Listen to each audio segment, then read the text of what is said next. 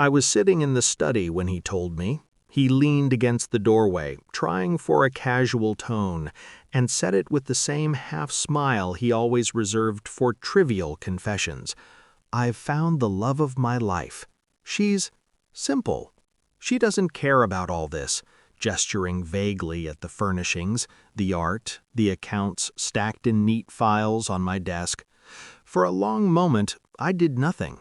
I sipped my tea, letting the words settle around me.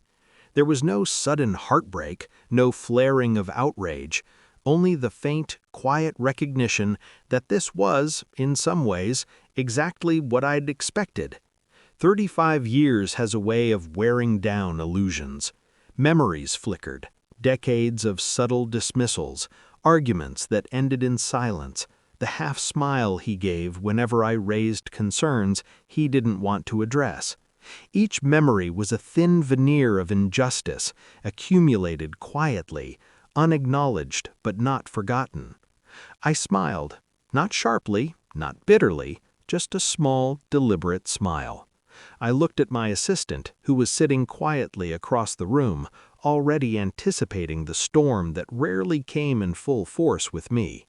Freeze his accounts, cancel his mom's health insurance, change all the passwords, I said. No raised voices, no dramatic gesturing, just a string of instructions delivered with calm precision. The assistant blinked once, then nodded. Execution began immediately.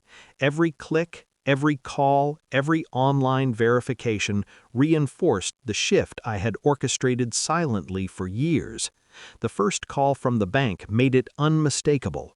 A manager, professional and clear, explained that no withdrawals or transfers could be made without my authorization. The line of authority was visible, undeniable. I watched him attempt to log in from his study. Confusion first, then frustration, then the slow dawning realization that his freedom, assumed and long taken for granted, was gone. He tried to argue, to cajole. I let him. My silence was deliberate. The weight of consequence does not always need amplification.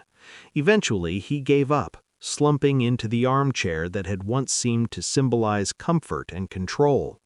Later, when the insurance cancellation notice arrived, he read it quietly, his face blank. The assistant stayed nearby, calm and professional. Third-party enforcement left no room for negotiation, no room for misinterpretation. I felt the power of that authority, external, undeniable, factual, settle over the household. And yet, even as I reclaimed control, there was no triumph, no exultant victory, only a measured, reflective satisfaction, the kind that comes from quietly ensuring that justice, however private and procedural, has been served. I thought about the woman he'd called the love of his life. I did not dwell on her. There was no need. My focus remained on the tangible, on boundaries, consequences, and what it means to finally be heard after decades of quiet acquiescence. Night fell. He sat in the study, checking the accounts again, realizing in real time that the world he had assumed would bend to his whims no longer did. And I sat across from him, my tea growing cold, contemplating the subtle shift in our lives. It was quiet, restrained, and complete. No celebration, no gloating.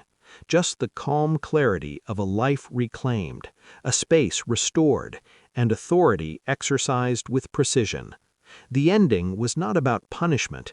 It was about a quiet, undeniable power, and the recognition that sometimes the most effective consequences come from patience, observation, and the careful orchestration of inevitability. And as I finally set down my cup, I realized that the real victory was not in him losing control. It was in me regaining it, without spectacle, without moral fanfare, and without needing anyone else to witness the moment. The room was still. He had to navigate the world anew, constrained by choices he had never before been required to account for. I had only to remain steady, observant, and silent. That was enough.